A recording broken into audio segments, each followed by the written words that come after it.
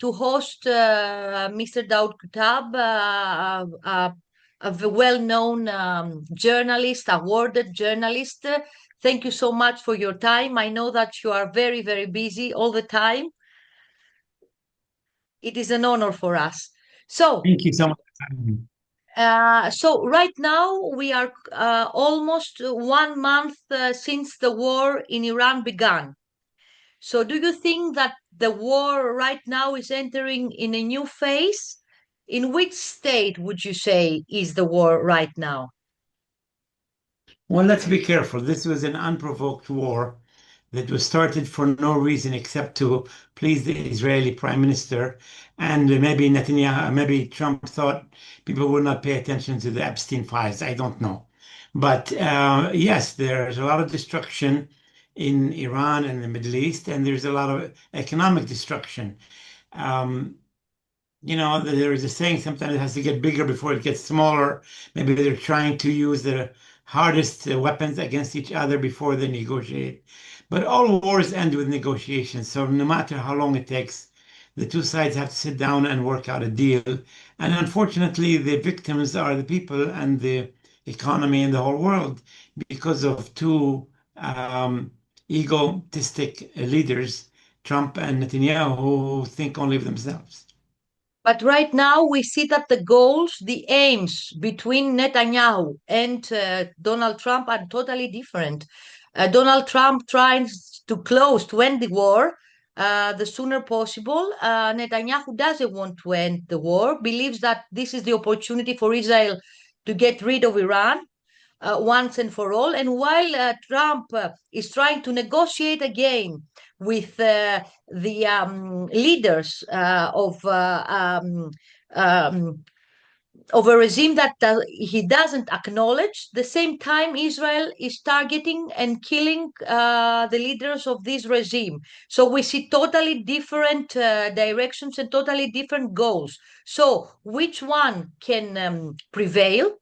And which is your prediction?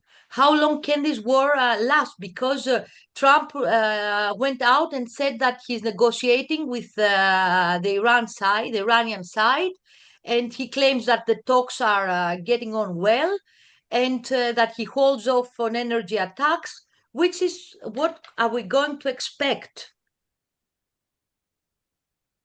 Look, I don't know that we are believing that a huge, powerful, biggest country in the world with the biggest army and Israel, a small country, are on the same level. They're not the same level. And the Americans have lowered their own presence by dealing and being on an equal footing with the Israelis and even allowing the Israelis to lead this war. I don't think the Israelis can go on the war one day after the Americans end it. They cannot. They cannot and they will not for military reasons and for political reasons. Militarily, all the planes that go to Iran have to be refueled in the air, and only the Americans can do that. Secondly, politically, the only country that is protecting Israel today in the international world, in the UN Security Council, is the US. So I don't think the Israelis can go for 1 minute without the Americans. They build up this bravado, but they are not, not a big country, yet they speak much bigger than they really are. The Americans are allowing them to do that, but I don't think if the Americans make a decision and it's a final decision that the Israelis will not be able to do it. I think the Americans give the Israelis too much credit. So, do you think that the cost is too high and Donald Trump will stop the war, or we will see soon also US boots on the ground in Iran? Look, I learned with this president of the US, it's most and it's impossible to analyze this man. It's not, you cannot use the normal logic to apply to him. So if it was a normal person, I would say, yes, you're absolutely right. It's costing him economically, politically. He went to war without his own Congress, without his own people supporting him. And so, yes, he wants to end the war because he has elections coming up in November for the midterm. So it doesn't take a very smart person to say that. But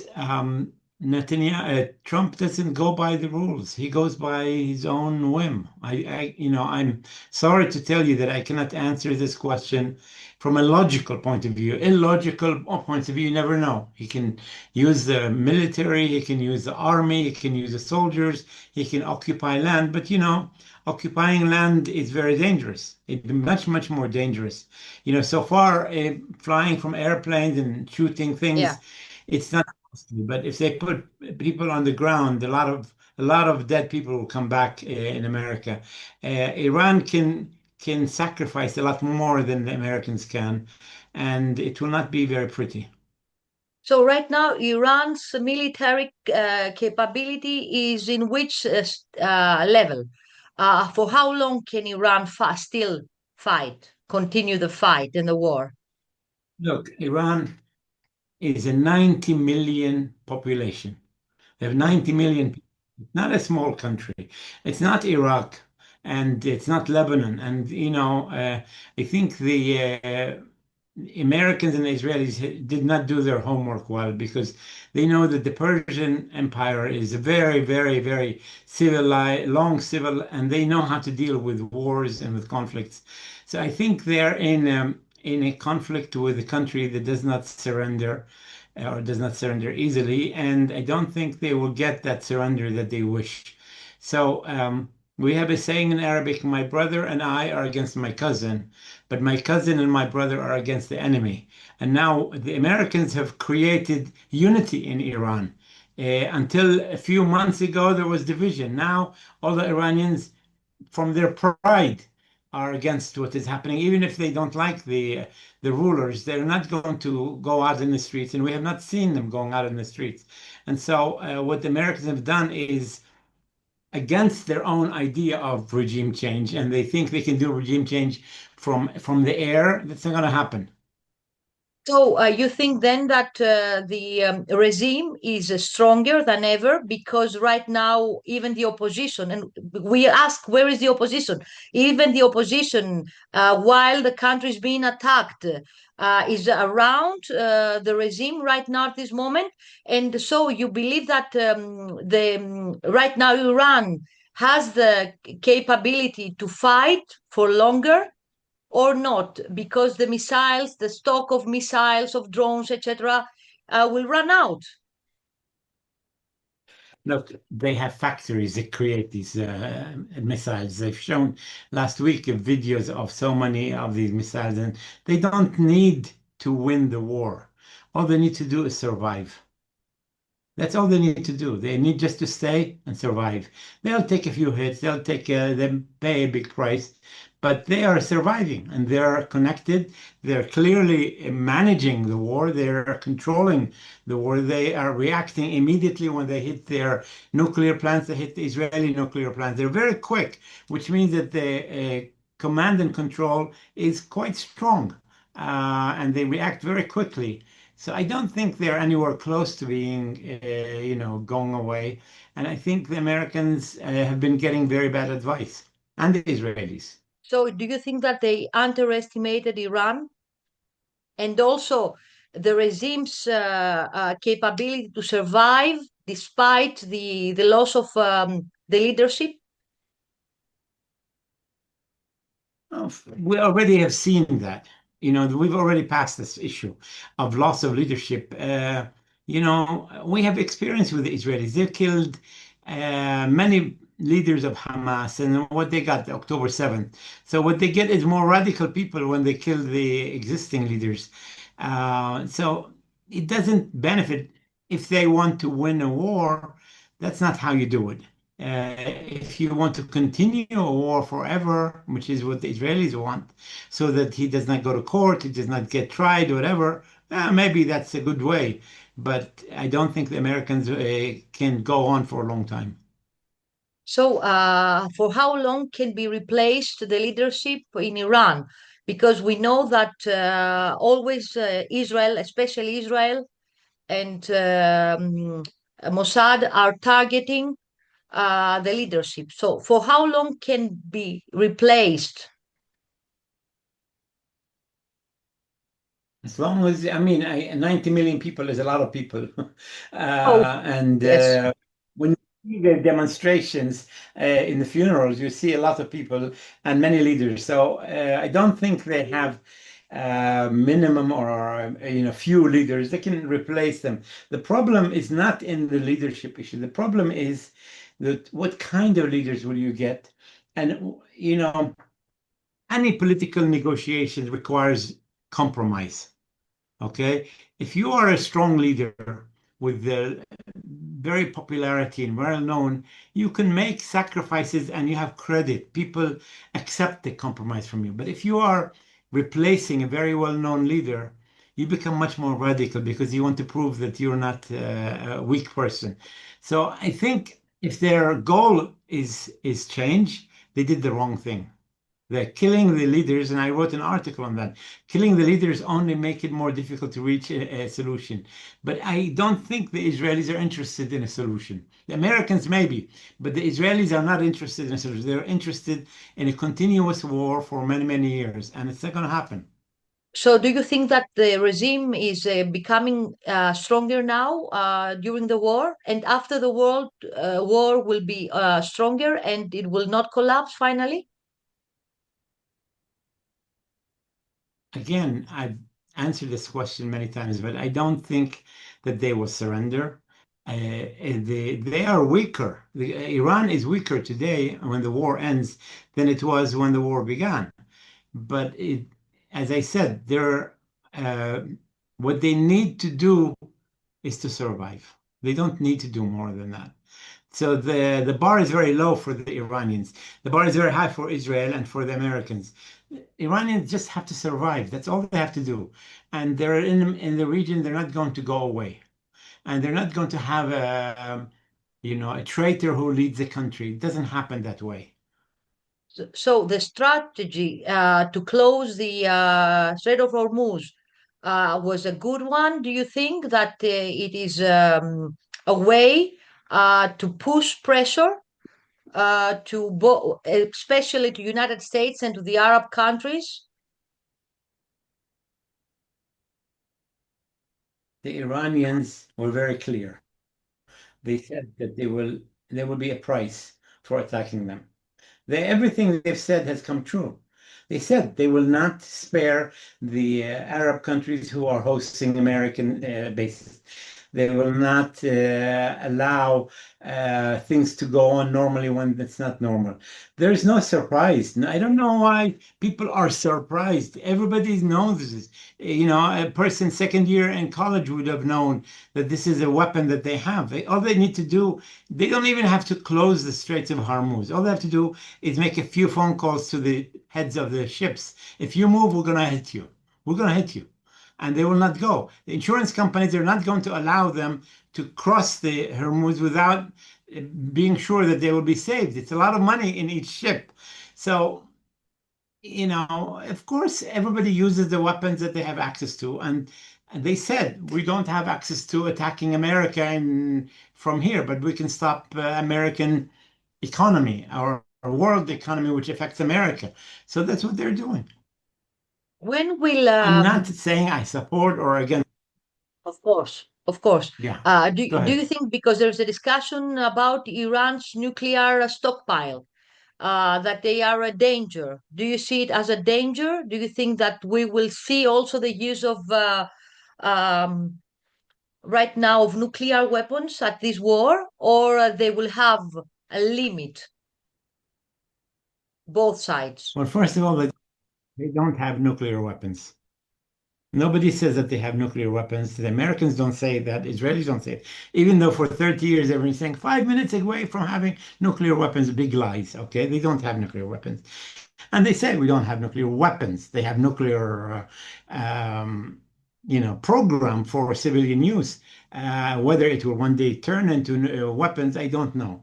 There was an agreement that was made by the P+5 countries with Obama, and they tore that up. That was very good agreement to put a limit on enrichment. They wasted that effort. Then in negotiations right before the war, they were making a lot of good progress, according to the Omani foreign minister. He's not an Iranian official, and he went to America and he spoke on CBS and he said we are about to sign an agreement. But again, Israel or the US or Israel pulled the US or the US agreed to be pulled, and they don't want that agreement. So they had an agreement. I don't think the nuclear program is the reason for the war. I think it's an excuse. Which is the real reason for the war? Political survival of Netanyahu. So, do you think that he's right now at this moment, he is also, it is possible to see him have a clash with Donald Trump for Iran because he will want to continue the war and Trump will not want. He won't. I mean, he would like to keep the war going, but I told you earlier, not one day after the Americans make a real decision, not a fake decision, but a real decision to end the war, Israel will end the war. So, You can count on. yes, tell me something. Where are the Houthis in Yemen? Why they are not yet involved? Why should they be involved? The Iranians are doing okay without them. Why should they? That's it's like if you Hezbollah participated. Hezbollah. they're using them at the right time in the right place. I think I'm not their strategist, but I don't see the Iranians needing them at the present time. The closing of the Hormuz is enough for now. It's causing what they want. So why waste your weapons? Keep your weapons till the day that you need them. If that's their weapon, they can use it at a later stage when they're really in trouble. They're not in trouble now. They were in trouble a few days after February 28th. They're not in trouble now. They've regrouped. They managed. They're doing okay. They're not. I mean, they're surviving. They're not doing great, but they're surviving, and that's all. Their only goal today is to survive. So, talking about Lebanon and what is going on in Lebanon with the displaced Lebanese, with the destruction of bridges, of everything, infrastructures in Lebanon, and the war is becoming stronger and deeper in Lebanon and is becoming wider. Do you believe that even if the Iranian front will stop, then will close, the Lebanese will continue, and this will be the big problem in the Middle East? It depends. I don't think the Iranians will compromise their Lebanese friends. I don't think they will agree to ending the war without a resolution or a ceasefire in Lebanon. But the Israelis are using the war in Iran because everybody's paying attention to that to do havoc in Lebanon. They say they want a buffer zone, okay? Yes. Buffer zone. What's the use of a buffer zone if the rockets coming in Israel today are coming from north of the Litani? They're all coming from the north of Litani. So what is, in war, you can occupy a lot of land. But the more you occupy, there's always an enemy on the other side. They can occupy all of Lebanon and they'll still have somebody on the other side. That's not how you resolve problems. You don't solve conflict that way. But again, you have a government that is crazy, it's racist, that feels that war is their best solution for Netanyahu's government, for some of the radical people in his government. But that doesn't solve the problem. And the world, unfortunately, is paying little attention to Lebanon and because of the Iran. So they're taking advantage of everybody paying attention to Lebanon, to Iran, to do crazy things in Lebanon, as they did in Gaza, and people allowed that for a while.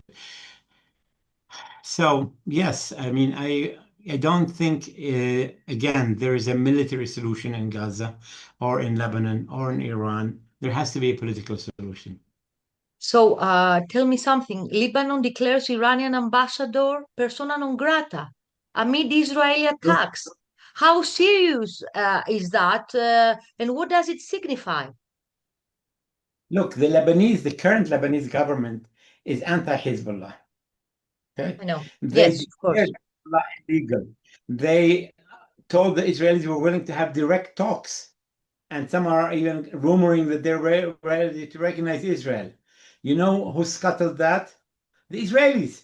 They don't want direct talks because talks means that they have to stop their war. They don't want to stop. Nobody's forcing them. You know, the problem with international law is there is no accountability these days. There's no price to pay for violating international law, for violating sovereignty of other countries. And until we can find a way to make them pay a price politically for that, they'll continue to do that. Right now, all the spotlights are on Iran, and we have forgotten Gaza, we have forgotten West Bank, where crimes are every day being are happening there, are continuing there. So, how is the front of Iran affecting finally Gaza and affecting and West Bank, where is a place that nobody mentions the crimes that are happening there? Look, uh, again, Iran did not start the war. The Americans started, the Israelis and the Americans started the war.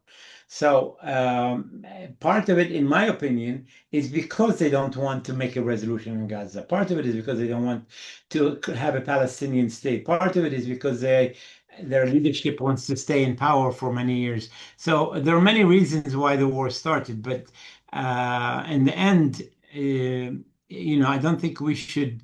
Iran supports Hamas, supports Hezbollah, but they did not start the war to help Hamas. They did not start the war. They were the targets of the war, but they didn't start the war. So your question is, what is Iran doing for Palestine? It's not a fair question because they didn't start this war. It wasn't their war. They didn't choose the place or the time. So, do you think that after this war, we will see the war with Iran, Lebanon now, etc.? If first of all, we will see other countries participate in this war, and which is the role of Russia and China to this war now? I don't think you will see other countries in this war. I think the Arab countries are smart enough not to get into this war. They would like to, cause pain to Iran, but they're smart enough to know that they will pay a much higher price. So the Arab countries are not going to go in war against Iran.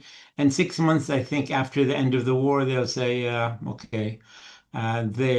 The problem is going to be whether the American presence in the Gulf is an asset or a liability.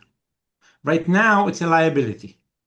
They are targets because they have the American bases. The American bases are not protecting Qatar and UAE and Bahrain. They're not protecting them. They're protecting themselves, but the Americans are not protecting them. So what is the use of having a basis if you cannot protect the people that you're supposed to protect?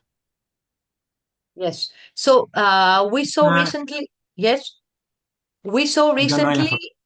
We saw recently that also the Greek army participated in the Gulf, intercepting Iranian missiles. The government is telling us that it was not participation, it was only a defense initiative. Do you think that right now Greece is participating directly in the war after this event?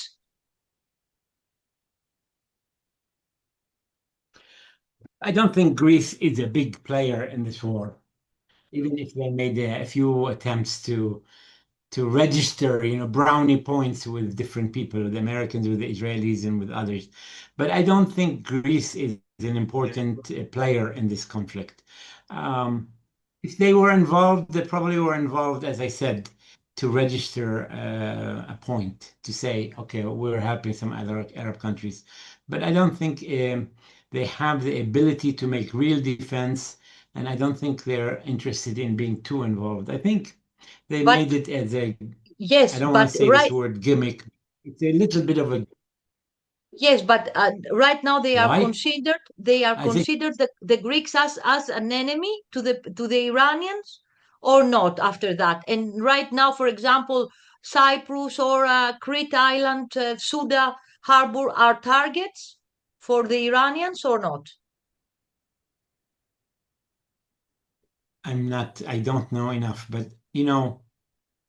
the Iranians are saying we want to live with our neighbors, Arabs and Greeks and Cyprus and so on, but they're against the bases, whether British or American or Greek, that bring planes to attack us. That's their concern publicly. They're saying we're not against any of the Arab countries or our neighbors. We're only concerned with the bases that are used to attack us and kill us.